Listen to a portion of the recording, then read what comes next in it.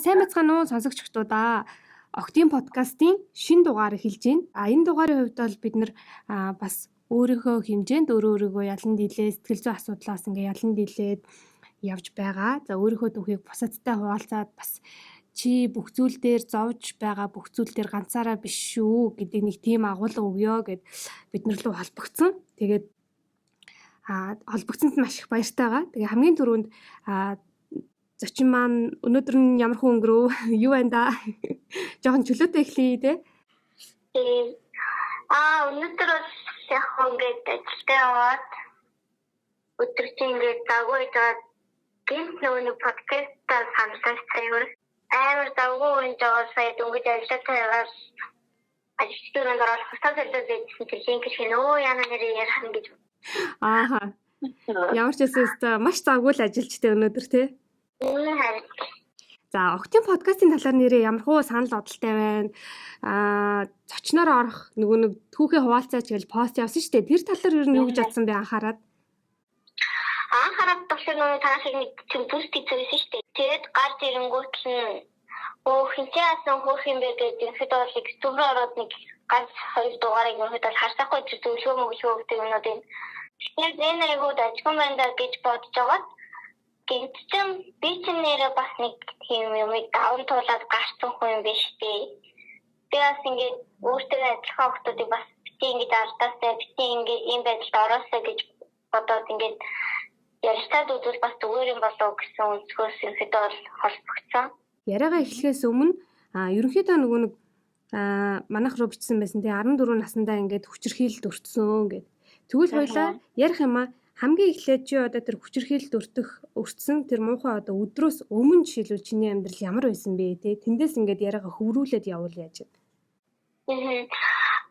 Тэрнээс өмнө бол би амар тийм их дураараа яг тэгэхээр би нэг айлын баг тэгээд дээр ганц ихтэйгээ хамт өсөөгөө аав ээж хоёртойгоо хойлонтой л өссөн ингээд хамгийн тийм их дураараа охин байсан. Тэгээд ингээд гэртээ аав ээжийн хажууд ихнэрээ ингээд ямар ч хамаагүй яг л их жоохон хүчиг ингээд өнөхөн палаж өмсөөл зүгээр тамстайгаа тамаагүй ингээд явж л байдаг. Айгуу тийм их дураараа хаашаа ингэдэг тийм таваас хэрэглэн айгуу тийм охин байсан. За тэгээд тийм охин байжгаад энэ өдрийн ихэд тэр төлөөс ихэд болсон шиг надад амар санагддаг. Манай ингээд аав ээж хоёр маань ингээд хөдөө явахаар болоо. Чинчэн нэг хамаатны нэг ах гээд нэг 19 мөстөө тэр үед нэг 2 3 дахь курс байсан юм да. Хөдөөнөөс ингээд оюутан тэгээд доктор байнараа шилдэнд ороог байгаа гэд манад ичид хонох болоод аав ээж хоёр маань чиндөө бөөн баяр ашгүй охинтой үлдээх нь ахын дөө ингээд сайн дүүгээ хараад байжгаа гэд манай аав зэхээ явуулчихсан. Тэгээд ингээд өглөөний бэлтгэлтэй явцаад өдрөн гэртээ орж ирээд ингээд тасандаа орчоод яг л аавчтай хамт байдаг шиг нэг гэртээ ингээд тэр нэг ягаан нэмхэндөө тийм сэлтэн материалтай юм цоротын цам зүмсүүд тэр нас ингээд миний үтгийг ингээд хаагаад нэг гой хөрсөн тийм уус цамт байдаг. Тэгээд доктороо левч үгүй доогоороо шорт өмсөөгүй байсан. Яг тийм байдалтай байж байгаад ерөнхийдөө энэ үлээ гихсахгүй юу. Яг бүгд ингээд яагаад ч хүмүүс зүгээр ингээд ах дүүгийн аштаад ингээд энийг төрүүлээрээ ингээд байсан. Тэгээд ингээд оройн нэг ээж хэлбэрийн бүдэн байдаг шүү дээ. Энэайлуулганд байдаг. Манай тамуруу тийм бүдэн байсан. Тэгээд тэр бүдэн дээр ингээд нэг тал дээр нь би нэг дээр нь тэр ах ихтэй хоёулаа хамт дурт үзчихсэн байхгүй. Тэгээд би уцаараа ингээд кино ч юм уу дуу сонсч байж байгаа. Ингээд унтаад өгсөн. Тэгээд ингээд нэг тэрсэн чинь ингээд гар нь ингээд надын ингээд биен дээр ингээд гараад ирсэн ингээд нөгөө ах унтчих. Хэрэн за гэж бодоод нойрондоо би цацаал унтчаад байжсэн чинь ингээд бүр дээшлээд ингээд толгоогоо миний ингээд хөвлөстэй тавиад ингээд дэлгээд наваад тэрвэрсэн унтчих. Тэгээд тэр үедээ би чинь тийм юм хүн байдаг ч гэж мэддгүй байсан болохоор ерөөсөө санаа зовоогүй. За антараа юу юм болов эсвэл даач марсан болов ухааны бодоод буцаад унтаад өгсөн чинь дахиад нэг сийсэн чинь бүр хажууд орж ирээ хийвчихсэн. Тэгээд ч хүй гэсэн чинь харин энэ хүнжил тахын юмгүй манай хоёлаа хамт унтчихоо гэхээр за гэж буцаад унтаад өгч байгаа байхгүй.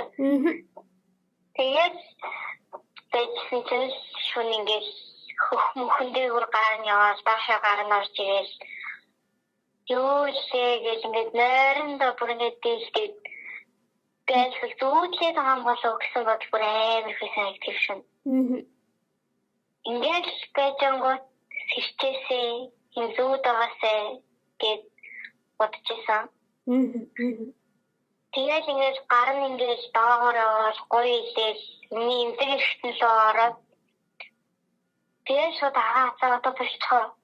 Дөө ийм үзег байхгүй юу?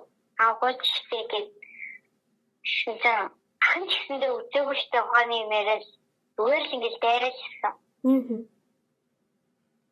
Тэгээд тийшэн бол зүгээр амар тамийн шиг зүгээр тэр ахаас ингээд зүхтаад ингээд гэрийн хаан гэж хэдэн өрөөнүүдээр ингээд би зүгээр боцгүйсэн даа. Тэгээд ингээд таас нөгөө бид нэр ирээд чаа. Тэгээд ирээд аргатаасаа тахны ахч байгаа дөө. Стахаа уучлаарай гэж бутал ингээд наад тайвшруулаад болтол дахиад тийм болол. Миний амьдралын хамгийн урт хамгийн аимшигтай шин зүгээр л тэр одоо дүүжих өнөх тэр шүнээ. Одоо тэгээд тэр хамаатны чинь ах байсан гэсэн шүү дээ. Тийм ер нь айгүй хашийн хамаатан. Хэдэн насны зэрэгтэй байсан бэ? Би тэр үед 14 гараад 15 хүрчихсэн. Тэр ах болохоор 2-3 дугаар курсын соёлтон байсан гэхээр чи нэг 5-6 насны зүгээр болов. Ямар хөө одоо жишээлбэл характертэй танад одоо ингээд ирж яхад нь те чамд юу нь яг ямар санагдчихсэн бэ? Ятаа амар хүүхдэрээ зүгээр л нэг тийм юу юм гэж бодогддоггүй. Сайн ингээд амар ихтэй хайрцаг манай гэр бүлийн хүмүүс тэр ахтай амар сайн өөрөө ингээд дуу хөгжим сонирхдаг амар мундаг мөрөөр тоглодог гоё дуулдаг тэгээ хичээл номондоо сайн нийтээрээ ярих юм бол амар сайн хүн. Гадны талаас сайн хүн лээсэн. Тэр хүн ингээд гадны талаас нь харахад амар сайн хүн төлөв даруй хүн байсан учраас лав гэж хөрмөн итгэж үлдээсэн л ах гэж бодчих. Тэгээд тэр оройноо за нэг тим юм болсон байна. Тэгээд тэрнээс хойш одоо яасан? Тухайн үед яг юу мэдэрсэн? Тухайн үед бол зүгээр их аргагүй амар нэг удаа жиж унгаагаад тэгсэн чинь бүр амар уурч байхгүй юу? Түлхээд унгацсан. Тийм. Шүлгээс унгаасан чинь ёо гэж босчихснээ. Чи одоо эсэргүүцээд өнөө шөнөийг давч жуулсан. Тэ дараа нь минийх бослохдоо л болно шүү дээ. Юунд одоо маяглаад байгаа гэж хэлсэн байхгүй юу? Тэр бүр амар тусчихсан. Тэгээд тэр нэг ингээд бүр арай хийж даваад ингээд өглөөний 7:00 бэлтгэлтэйсэн би өөр хаяараг байхад тэрээс 5:30 гээд үйлэд гарч ирсэн байхгүй цонхоогээд. Тэгээд ингээд миний татуу ногч ингээд бүр шал найтан болсон. Тэр нэрээ чинь бодохшгүй зүгээр ингээд өндөө углаас цонхоо өөрөөр 5 цагт гэрээсээ гараад өөрөөр зундаа алхасаргаал даалныхаа газар очивол даалруугаар нүүр гараа уугаад ингээд зүгээр юм шиг болчихсон. Тэгээд энэ талаар ингээд зүгээр дотроо л бодож явжсэн. Аав ээжтэй найз нөхдөд нэг ч хүнд хэлж чадаагүй. Тэгээд тэр хүнийг би ингээд шууд тэр өдрөө ингээд Facebook ингээд юу гэдэг бүх юм ингээд блоклаад тэгээд бол амьдралаас ингээд ашиглахыг хүсчихсэн байхгүй юу? Тэрнээс хойш нэг 2 сарын дараа өчигдөр бас юм манад ирж яаж юм хоног болоод ирсэн. Тэгээд аав ээж хоёр өрөөндөө орж унтаал ингээд тэр ах бит хоёр ингээд хүүхдийн өрөөнд ингээд уртнаар тасаад голоороо ингээд 3 дүүгээ их дүүрчээд тэр ингээд хоёр дахаар нь ихтэй дунтаж байгаа байхгүй юу? Ихтэй гихтэйтэй болсон готлаа ингээд танаа охин ч баста нэрээ том болсон гэсэн шиг намайг хамаг юмараа блок хийгээд нуу цаах юмтай юм ааши ингээд аав ээж ирээд үгүй. Тэгсэн чинь аав ээж хоёр юу яриад байгаа чи яагаад ахнахаа блок хийгээд маашаад аавнахаа гаргаж магаад. Тэгээд аав ээж нүднэр блок гаргачихсаахгүй. Тэгээд тэр шөнө ингээд хай татчих жоохгүй. Йоо за.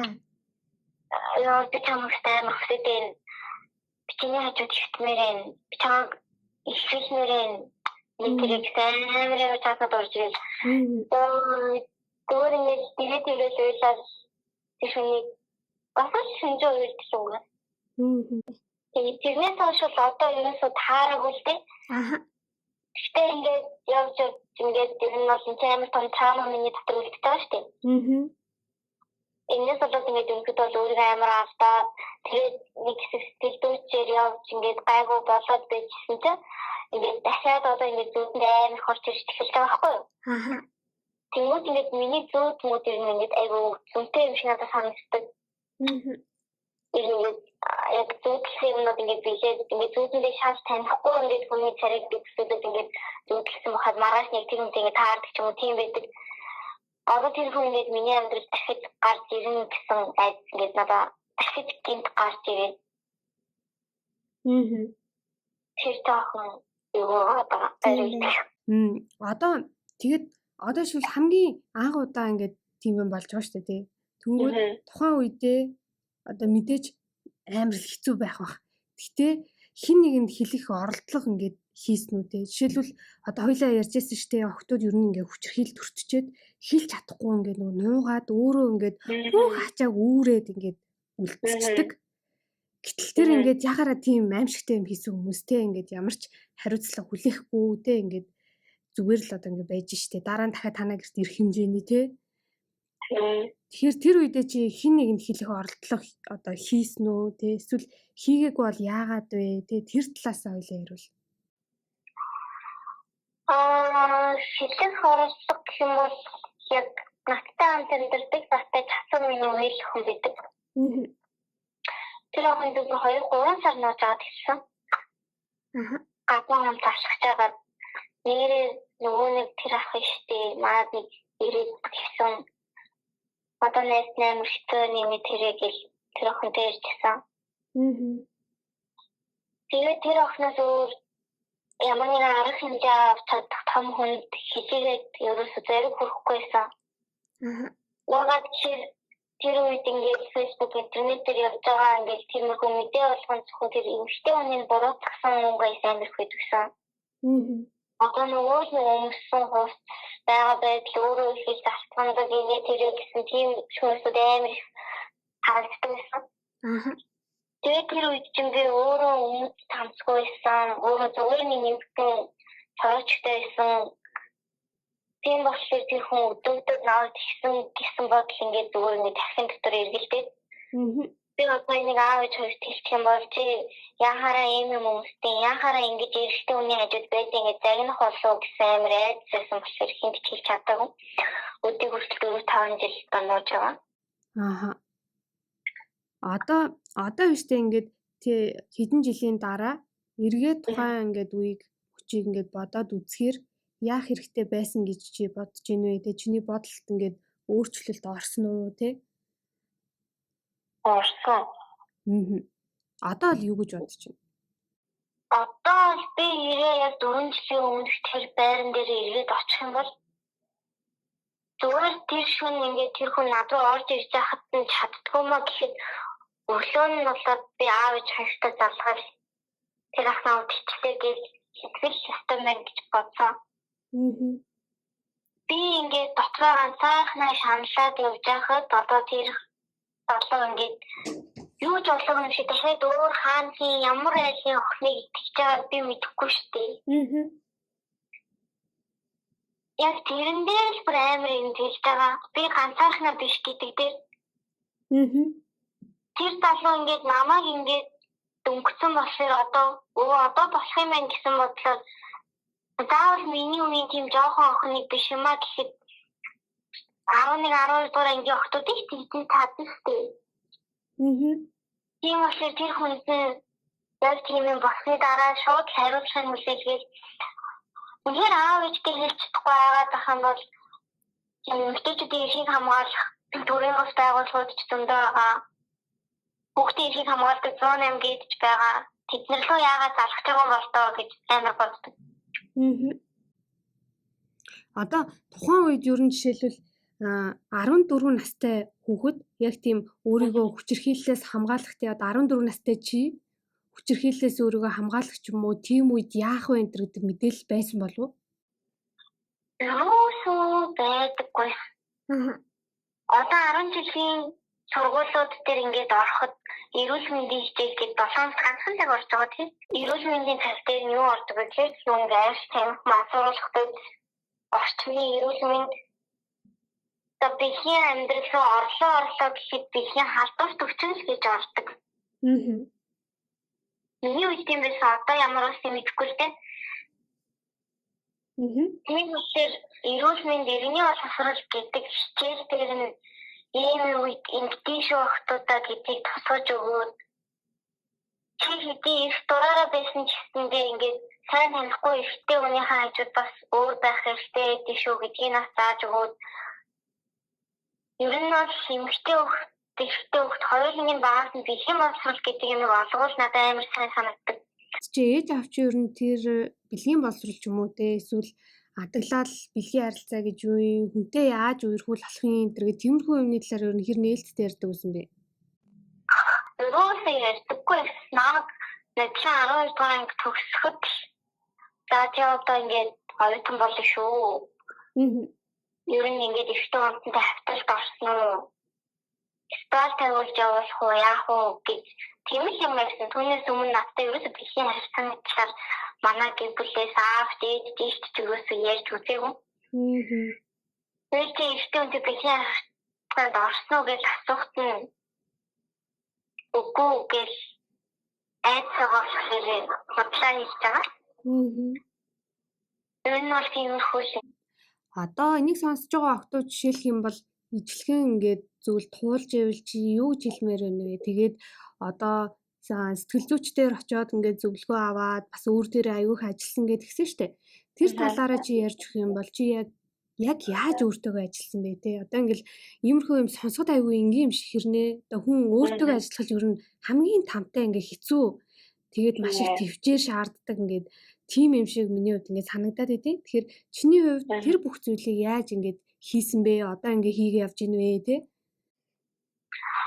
Миний хувьд бол яг тийж өөрөө сэтгэл зүйчдээр очие гэж юусо бодоогүй. Тэгвэл манай 10 жилийн нэг сургуулийн нэг багш байдаг гэсэн. За. Тэр багш одоо ингээд сургуулийн багш ахаа болоод өөрөө тийм хувийн тийм хүүхдийн сэтгэл зүйн төвтэй болсон. Тийм үгүй юу? Тэгээд наад тэр үед зүгээр ингээд хичээлээ орж сууж байгаа л над дээр их нэмшилээ ойлоо гаргах гэдэг гэж ярьж бичсэн. Тэгээд зүгээр та багштай үнэнч багшнаа бүгдийг мэдчихээн. Тэгээд чиний ингээд энергитэй амар харлаад байна. Яагаад ганцаараа дутагшаага болоод байгаа. Тэгээд зүгээр ярмаараа бүгдээрийн ярьж багш нь чамайг сонсч ингэж надтай ирчихсэн. Тэгээд тэрнээс хойш тэр багштайгаа ингэж ихэд бол айгүй нэлээ явсан. Манч нөө засах гэж нэлээ олсон. Би өөрөө яг тэр явдлаас болоод ингээд дотроо шансараад өөрийгөө амар алдсан. Өөрийгөө алдсан гэдэг нь би ингээд 14-5 настай амар өндөр туухай амар наа ингээд зүгээр ингээд дээд үеийн ах нар хараад үеийнхээ охин гэж бодохоор тийм охин байсан байхгүй юу? Тэгээд амар тэхүүн яг ихэд бол юмд ингээд явдаг амар нийгмийн идэвхтэй цагтай тийм буруу зам гэж мэдтгүү тийм хүн байсан. Тэр болоод тэхийн дараанаас ингээд өөрийгөө ингээд хараал хахад ингээд би тамхинд орсон байсан. Миний 90 кг хүртлээ дээшсэн байсан. Хэдээс 90 болсон бэ? Би яг хэвийн жинжээ тэр үед бол нэг 55 6 мөгтэй хийдэг. Нэг дахин углаад тийм амар болсон. Тэгээд тийм нийгмийн идэвхтэй ажиллагаанд оролцдог сайн үсэн нэг хэрэгэд амар явдсан тийм юм юуч байхгүй. Би зүгээр ингээд хөгцөн гавхан царал болчихсон. Гэр бүлийн харилцаанд хүртэл аав ээжтэйгээ хүртэл мөшиг ярьж чадахгүй. Зүгээр уурлаад амар ааш муутай ингээд юм болгонд амар характер маань тийм болсон. Ихтэй үнтэй ингээд өөртөө чадчихсан. Заримдаа аав маань хүртэл ингээд тэрвэрэд ингээд биеийн төрөхөд ингээд би зараагаад хүний таашаа аваач гэдэг. Тийм байсан. Тэгээд өөрийгөө хараад толон тааштай би бүр юу юм би биш шүү дээ гэж хэлсэхгүй юу? Аа. Яагаад юм болсон бэ? Би тийм биш юм бэ? Юу юм одоо? Гэлэмэр хуйлаа. Тэгээд тэнхээсээ тэр үртлээ би багш шиг ярьдаг гэж тулж ярьж чаддгүйсэн. Би өөрийгөө дотроо борцоо зүгээр байгаа л гэж бодож явж байсан. Тэгээд багштайгаа тэндээс хойш шимшид тулж харцаал өөрийгөө зөвчлөх гэж зөндөлж ийсэн. Тэгээд хичээсний үр дүнд одоо өөрийгөө хараад өөрөөрөө бахарх чаддаг. Чи хэр хугацааны дараа яг өөрийгөө за яана би ингэж нэрээ үнэхээр болохгүй байгаа юм биш үү? Одоо ингэж ер нь хичээе те гэсэн нэг тэр бодлыг хэр хугацааны дараа ингэж өөрөө ухамсарлаад ойлгосон бэ? Бараг 3 гаруй жилийн дараа шүү дээ. Нэлээд удаа явсан байна тий. Би тэгээд 3 жилийн хугацаанд тамхиа татаад тэгээд амар буруу хавалтанд ингээд стрессээс болоод тийм буруу хавалтанд ороод тийм амар жин нэмлээ тэгэж яваад ингээд миний нүүр ингээд зүгээр ингээд хавхаар ингээд юу гэмээр яагаад тэгэхээр ингээд гэртээ ороод би ингээд 5 минут тайван сууж чадахгүй болчихсон аахгүй юу. Тийм болохоор зүгээр ингээд гэрийн хойр хатаа ингээд зүгээр гадуур ингээд ганцаараа чивчээ сонсож тамхитаар алхаж идэг. Ижаагаас бүр бараг шөнө 10-11 болж хахад гэртээ орж унтчаал өглөө 8 хичээлд явдаг. Яг л тийм л нэг амьдралын рефлекстэй. Заримдаа хичээлээ таслаад ганцаараа уулмал нэр тамхитаад ингээд алхацаа явж идэг. Өөрөө заримдаа бүр юу хийгээд яваад байгаач мэдэхгүй тэгээд хийгээл яваад идэгсэн. За тэгээд одоо 3 жил чи ингээд амар хэцүү байсан байна. Тэгээд дараа нь өөрөө ойлгосон байна тэрийгээ. Тэгэнгүүтээ тэндээсээ гарахын тулд чи яг юу хийсэн бэ те? Одоо яг хэцүү байгаа огтоо сонсож явах юм бол хамгийн түрүүнд жишээлбэл хаанаас гарч цаах хэрэгтэй гэж чи зөвлөх вэ те? Тэгээд тэстүүчтэй ингээд ярилцаад өөрөлдөөд ингээд яг дотор чинь жоохон онгоох болохоос биш яг бүр имчилгээ болж чадахгүй шүү дээ. Тийм болохоор зүгээр ингээд ийм цагаан ч юм уу тийм намуухан зөөлхөн өнгөтэй ингээд өөрийнхөө өрөөх ч юм уу эсвэл нэг тийм өрөө олоод дотор нь гоё тогтчуулаад ингээд хөнгөн ай май тавьж агаад ингээд зүгээр л өөртөө ярилцаад энэ болгон чи ингээд миний буруу байгаагүй шүү. Тэр хүний буруу байсан. Би ямар ч буруугүй. Ингээд охид үлдсэн ингээд ямар ч асуудал бишээ. Чи ингээд энийг даван туулаад ингээд авч гарах тийшээтэй хүн шүү гэдгийг өөрийнхөө тархиндаа подкасттэй тийг суучсан. Тэгээд ингээд аль болох өөрийгөө тайвшруулах ингээд юм болгоныг ингээд хийгээл ном уншиж үзчихсэн, янз бүрийн сонгодог зохиолох, хөгжүүн сонсно. Хамгийн гол нь өөртөө чиний хамгийн ихтэй хүн чинь чи шүү гэдгийг л өөртөө кодлол тэгжээдэл юм даван туулах юм шиг надад санагдсан дөө. Одоо чи ер нь амьдралаа яаж харж байна? Тэгээд найзуудтайгаа ч юм уу ингээ бусадтай харилцаандаа арай өөрчлөлт гаргаж чадсан уу? Одоо л айгүй. Одоо л яг тэр 4 жилийн өмнө би бараг л олж авч 80 настай. Одоо нийлдэг найз нөхдөд болсон. Тэрний залуутай үйлчлэж эхлэсэн. Одоо штэ чи ингээд ер нь цаашдаа ирээдүйд ямар гэр бүл өөрөө үүсгээд ямар гэр бүлтэй болж амьдрахыг хүсэж байна вэ? Маш тийм ад жаргалтай. Тэгээд ерөнхийдөө би тийм олон хүүхэд хүсдэггүй. Яг л зөв олон хүүхдэд хайраа хувааж өгөхгүй. Тэрний гомдооч юм шиг санагдаад тийм.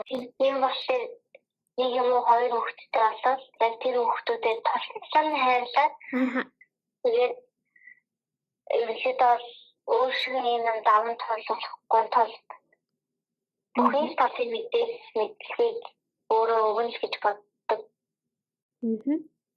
Тэр нь тэр үйл явдлаас хойш би ингээд бэлгийн амьдрал, бэлгийн харилцаа энэ төслийн нэг ерөнхийдөө амар судалдаг болсон. Энэ яхаар ингэдэг, яхаар тэгдэг гэсэн байдлаас ерөнхийдөө байнга тиймэрхүү юм хардаг. Тийм болохоор заримдаа баг муухай эмгтээчдийн эмчээс тэгээд болсон байдаг. Тэгээд яг энэхийнхаа мэдээлэл ажлынхаа нэгч нартай ч гэсэн амар их юм хийж өгдөг. Охтуудаа хөвгүүдээс яг зөв хүмүүжүүлээд үнэхээр өөрийгөө хайрлах хургаарай гэдэг үгийг өгдөг. Болгонд хэлдэг дээ одоо.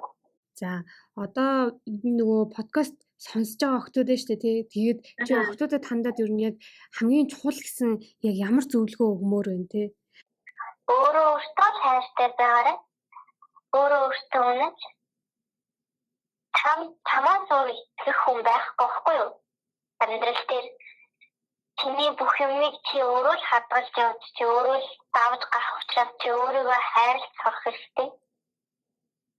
Чи өөрийгөө хайрлахгүйгээс болоод амар их алдсан болохоор одооноос өөрийгөө хайрлах суралцж байгаа. Тийм учраас өөрийгөө битгий алдаарай. Чи юу ч даван туулсан юу ч одоо чиний сэтгэлд том асуудал болсон байсан чи бас даван туулж чадах хүчтэй хүн шүү гэдгийг өөртөө кодлж өгвөл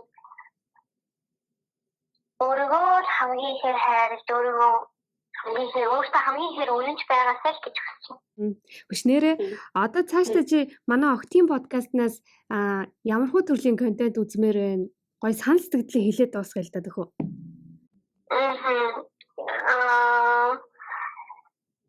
Ер нь бол тэгэл институтын шинжээр тийм зөвлөгөө маягийн юм. Тэгэл ерөөдөө бол надад тийм охтуудын юм даван туулсан юмнуудыг ер нь бол ингэ сонсож байгаа айгүй гоё санагддээ шүү дээ.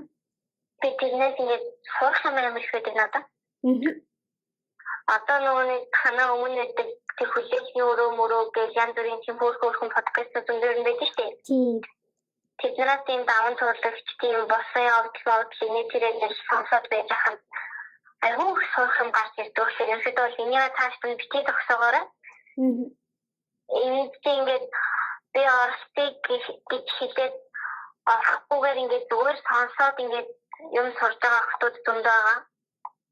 Тэгээд бас тийм нэг дөнгөж 10 гарч мараад нэг тийм амьдрал төл тавьж байгаа хүмүүс бас тийм хандсан байвал бас хөөрх юм баха. Тийм. Дөнгөж нэг одоо ч биений юм ч амар их тэр дууссан байлаа шүү дээ. Сүнстэй манай дүүмүүд ирсэн. Би бүр яана ийм их тийм үү гэдэг. Тийм охтууд гэсэндээ зөвлөгөө байвал аюу хөөрхөн баха. За бүгдийг хэрэгжүүлнэ сонсож байгаад. Тэгээд миний ингээд оролцыг зөвхөлтэй хүлээн аваад ингээд оролцсонд маш их баярлалаа. Тэгээд энэ подкаст ингээд хааштай ингээд өргөжөөд бүр гоё болох гэж найдаж байгаа. Маш их баярлалаа. Октоудаа за Октийн подкастын ээлжид дугаар энэ төрөд өндөрлж байна. Тэгээд та нар маань бас дараагийн подкастны дугаарт оролцоод өөрсдийнхөө түүхийг бас хуваалцаад хамгийн гол нь нөгөө нэг хитрхи ингээл хэцүү юмнууд бид нэр яриад байгаадаа биш те даван туулсан тэгээд өөр ингээд даван туулж байгаа хүн байт юм байна туулаад гарсан ингээд байт юм байна гэдгийг хараад санаа аваад урам аваад хүн чинь угаасаа ингээл нэг юм урмаар ингээл хүний түүхийг хараад ингээл санаа сэтэл аваад бас ингээл аюу хурдан сэргээл асуудлаасаа гардыг штэ те тэгэхээр тийм байгаасаа гэж бодоод түүх хуваалцж байгаа энэ подкастнуудыг явуулж байгаа шүү тэгээд та нар оролцохыг хүсэх юм бол холбогдоорой. Тэгээд сонгоод оролцох боломжтой шүү гэж хэлье. Тэгээ Октийн подкаст гэдэг нөгөө сошиал хаягуудаа YouTube дээр, Instagram дээр, Facebook дээр бүх хаягуудаа дагаарай. Тэгээ олон дагагчтай болоод олон охтуудад хүржил байвал бас бүгдээрээ хамт асуудлаа шийдэж чадъя шүү гэж хэлмээр байна. За дугаарыг энэ хүртэл сонссон та бүхэндээ баярлалаа. Баяртай.